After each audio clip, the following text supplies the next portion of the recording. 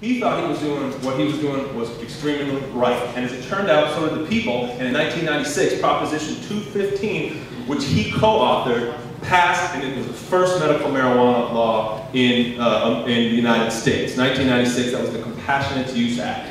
Yeah. You know, give it up for 215. Give it up for Prop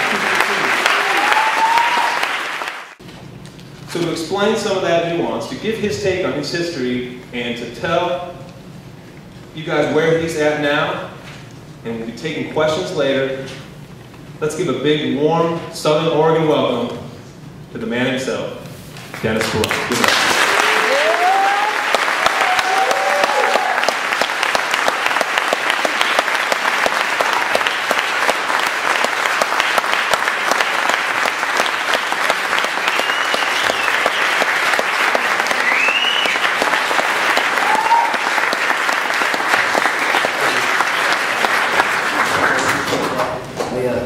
Appreciate that, Alex. Thank you for having me up here in Oregon, and kind of reminds me of California a little bit too.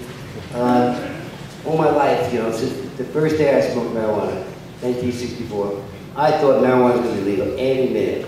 And here we have this drug. It's a good drug. It does not addictive. It doesn't hurt you like alcohol and cigarettes.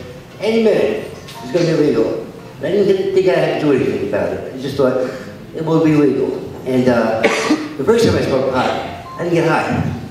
The second time I smoked pot, I got so high, I stood outside my body and I looked at myself. And I think that that's the important thing about marijuana. It makes you look at yourself, and it's a mirror.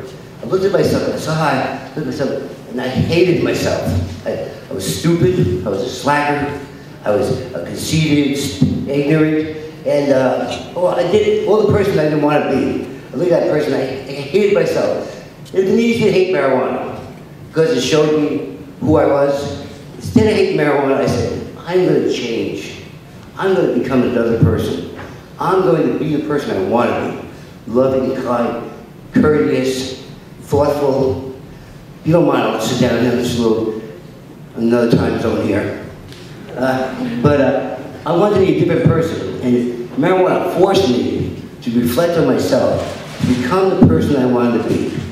I have been your unspoken warrior. I've been your leader, because I, unlike others, never gave up. I never say, you're not going to do it. It's going to happen in my lifetime.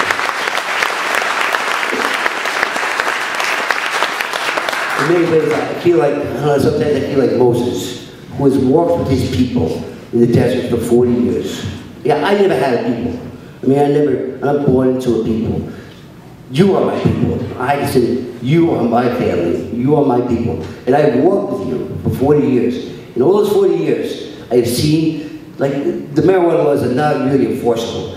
There's too many of us. But from the sidelines, the dogs get the weak ones. With the, as my people walk, the stragglers are sicked upon by the dogs. The dogs, the DEA, the cops, everyone looking for make a buck on my people.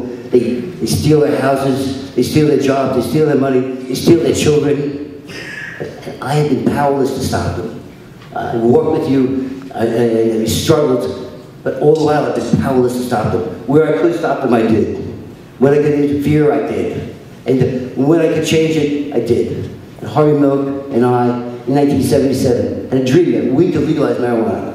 We could do it, and we could do it now. Jimmy Carter had gotten elected. He was going to let us do it.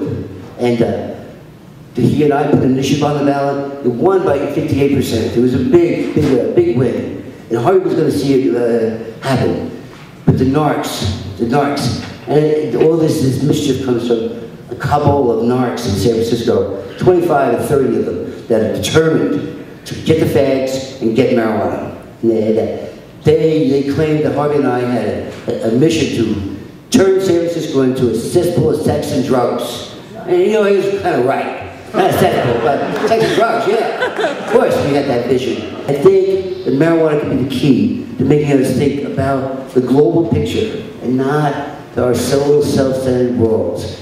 You know, maybe we're part of it too. We have a little card, we have a little bag of marijuana, and we're complacent, and we're comfortable with our uncomfortableness.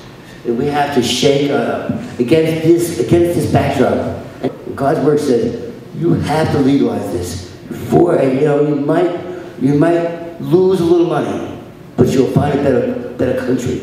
A better country. The cops are our friends, like my joints. That's the world I want. How's my joints? That's the battle I'm into. That's the battle I'm doing for. And also the sick and dying people that being maligned and hurting so much from this absence of this drug. Not being there's so many reasons to legalize it that I can't even enumerate. And there was a time where people had given up on marijuana. It was not going to happen. It's never going to happen in their lifetime. And I had more people tell me that it's never going to happen. And that I said, no, it will happen. It can happen. It has to happen. But first you have to believe it. I don't know what happens. You have to believe it can happen, and then it will happen. And Prop 215, it was hope. It was nothing more than hope. It was not the end of the war on drugs. It was the beginning of the end of the war on drugs. It gave you hope that America can live up to its dreams. Hope that we can change this country, and that we can never give up. That there's hope. And it was this thing that Harvey Milk taught me, and he was talking about hope all the time. It's kind of this intangible thing. You can't put it in your pocket. You can't say what it is. But without it, nothing ever changes. Without it, nothing will ever change. Without it, people give up. And you are my messengers of hope. And that special people came out of your way to come here tonight for that message. You have got to carry it on. And to everybody you know, that we can do this. We can make that. And it is our time to come out of the desert. And as your leader, I think it is our time to take our place at the table, to change this country. We've been pushed out. And because we pushed out the peaceful, loving, thinking people, what do we have left? The warmongers, hate, and people that just care about money. We have been pushed out, and they have taken over. Now it's our turn. It's our turn. We are food for the criminal justice system. They're going to fine us, make us pay court costs, make us probation costs, and then slap us on the wrist and say, okay, go on your way. Go work for the state. And so we are food.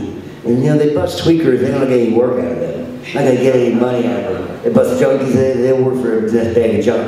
The potheads, on the other hand, we work for pot. Because we have to, it's $50 a day, right? We have to get a job. Don't give it to us. We are hard workers. We have this opportunity, in a way, the next 2-3 years to do this. Obama's not going to do it for us. He's allowing us to do it. And where it's going to happen, how it's going to happen, if we stay vigilant, we never give up, the message of hope, we never give up, it can happen in the next 4 years. We can see the end of this war.